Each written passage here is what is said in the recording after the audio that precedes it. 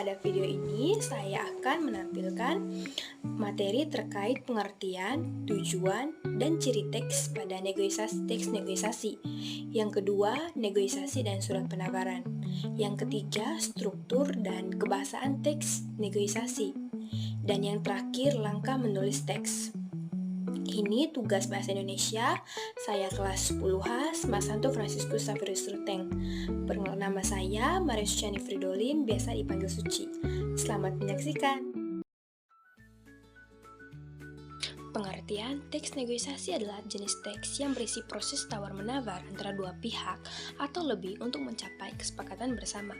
Proses ini melibatkan pertukaran argumen, tawaran, dan konsesi untuk mencapai tujuan yang saling menguntungkan atau setidaknya dapat diterima oleh semua pihak yang terlibat. Utama teks negosiasi adalah mencapai kesepakatan atau kesepahaman.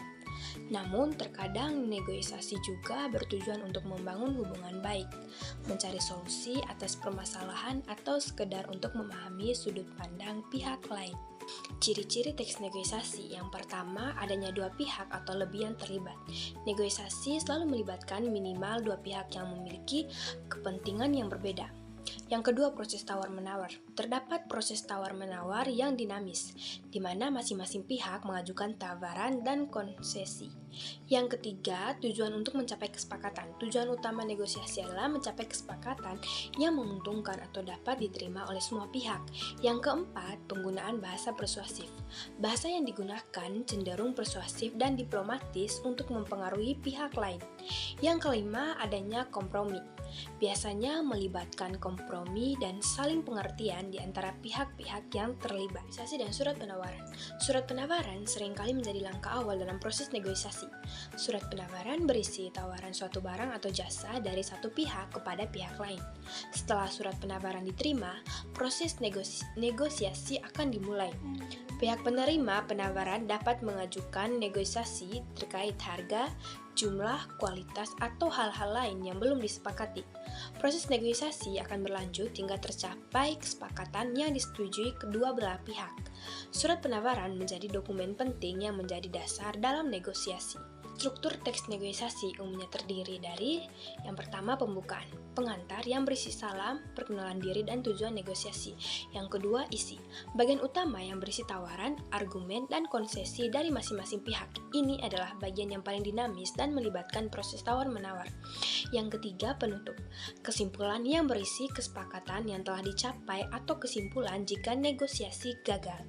Kebahasaan teks negosiasi. Yang pertama, bahasa persuasif, menggunakan kata-kata yang bertujuan untuk mempengaruhi pihak lain. Yang kedua, bahasa diplomatis, menggunakan bahasa yang halus dan tidak menyinggung perasaan. Yang ketiga, kata kerja tindakan, menggunakan kata kerja yang menunjukkan tindakan seperti menawarkan, meminta, menyetujui, dan menolak.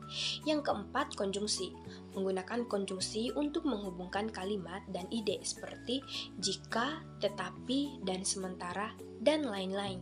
Yang terakhir, langkah-langkah menulis teks negosiasi. Yang pertama, perencanaan. Tentukan tujuan negosiasi, pihak yang terlibat, dan poin-poin penting yang akan dinegosiasikan. Lakukan riset dan kumpulkan informasi yang relevan. Yang kedua, pembukaan. Mulailah dengan salam dan perkenalan diri. Jelaskan tujuan negosiasi dengan jelas dan ringkas. Yang ketiga, tawar-menawar. Ajukan tawaran dan argumen Anda dengan jelas dan persuasif. Siapkan beberapa alternatif tawaran. Dengarkan dengan seksama tawaran dan argumen pihak lain. Yang keempat, konsesi. Berikan konsesi jika diperlukan, tetapi tetap pertahankan kepentingan Anda. Yang kelima, penutup. Ringkaskan kesepakatan yang telah dicapai, buatlah catatan tertulis kesepakatan tersebut.